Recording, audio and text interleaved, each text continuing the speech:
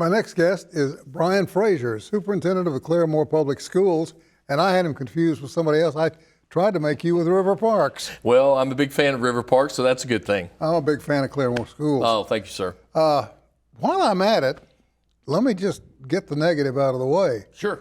Do you have to pay for all those Bibles? Boy, that was a loaded question. The answer is if we do have Bibles as it stands right now, yes, we would have had to do that, yes. You got to be yanking my chain. That's where we're at. First of all, just my opinion, schools don't give enough money as it is. They don't get enough as it is. And now you got to pay for a whim like this? Right. Well, I think the last budget request that was presented actually had an additional $3 million for Bibles to be distributed. So maybe that wasn't the intent all along, but that's where we're at. Golly. Yes, sir. Understand you have a zebra Yes, sir. that everybody needs to know about? Well, we like to take pride in the fact that we are the red and white zebras. So we don't really have a zebra that is red and white, but we claim the mascot and are proud of it. We're one of two in the United States that are red and white. And like I said, we embrace it. We love it. I hear a lot on the positive side about your school system. Thank you. And the thing I hear more than anything else is the caring nature of the teachers. You got to be proud of that. Very proud of that. It's interesting, no matter what the noise is on the outside, what we do never changes. And the love and the dignity and respect that we give all kids and the way that we treat them, how we do our job, I think sets us apart from many districts. We're proud of the way we do things. Well, let me ask you a question then that's not so pleasant. Okay. The way the world is right now, it's not a very friendly place. Right. We've had school shootings almost yearly. Sure.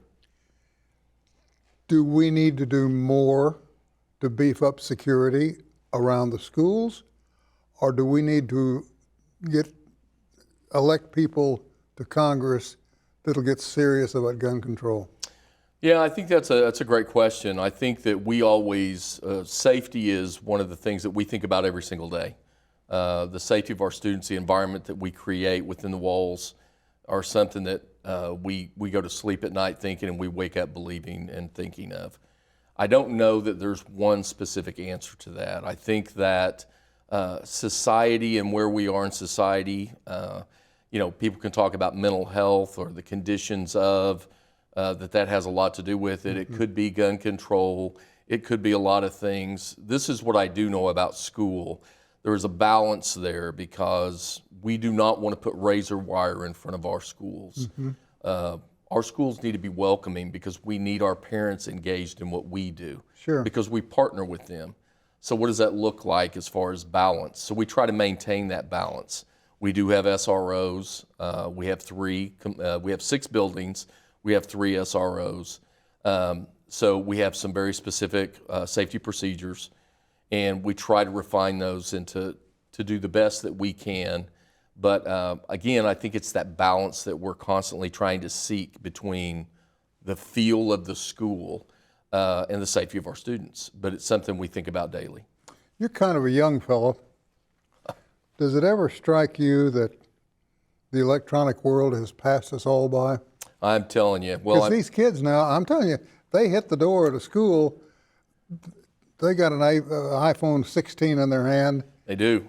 And they can just pull up answers right and left. They can. It's kind of an interesting world we live in. I was at a conference recently, and they were talking about change and how we have to adapt with the way that society has changed. And we can remember when calculators first came out, and the teacher would say, now, you're not going to get to use that calculator because you're not going to walk around with a calculator in your pocket all the time. And it was like, wow. Fast forward a little bit. No, now we have computers in our pocket that can, do anything. We are different. We are definitely in different times. And I think actually at our junior high, we actually have a cell phone policy that you can't have your cell phones. We haven't done that yet with the high school. But we don't allow those during the day of instructional time at the junior high. How do you do it? Well, I think it's, well, thank God the parents have been awesome about it. Obviously, the kids have been compliant. We do have lockers, so when they come in, they have a certain amount of time that they can be on their phones, and then those go immediately into the lockers, and they don't get to access them until they leave that day. So, we're really trying to get them to focus on the work of school and the importance of it. And this is our second year to do so, and I'm not going to tell you that everybody complies pleasantly, but I will tell you, I will tell you that we're attempting to continue that pattern. I think legislatively it's got some traction. I think so. There's some legislators that are very, very interested in banning, and I think we have to be careful with that and what that looks like.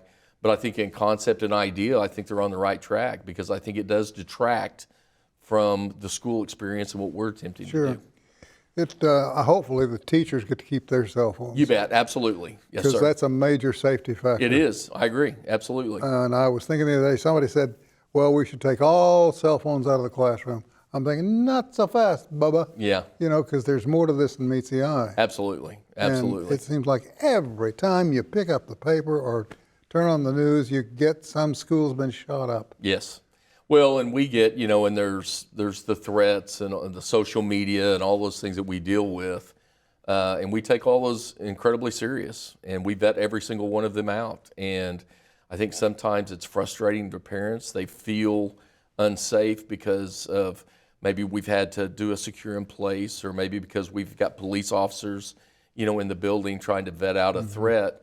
But it's really about the safety of our kids, and we're going to make sure they're safe. That's our jobs. How do you fare in terms of space? Do you need more space for kids? Currently, right now, I will tell you, in our district, we've had an uptick in enrollment, which is a great thing. There's been some changes in the laws that have allowed parents to choose where they want to attend and where they want to go to school. Fortunately, Claremore Public Schools is a place that people want to be. And I think because we have great programming, we have great teachers, we have great arts, we have great athletics, and I think that's where people want to be a part of. And so currently right now, we're pretty much at full capacity, especially with our elementary schools.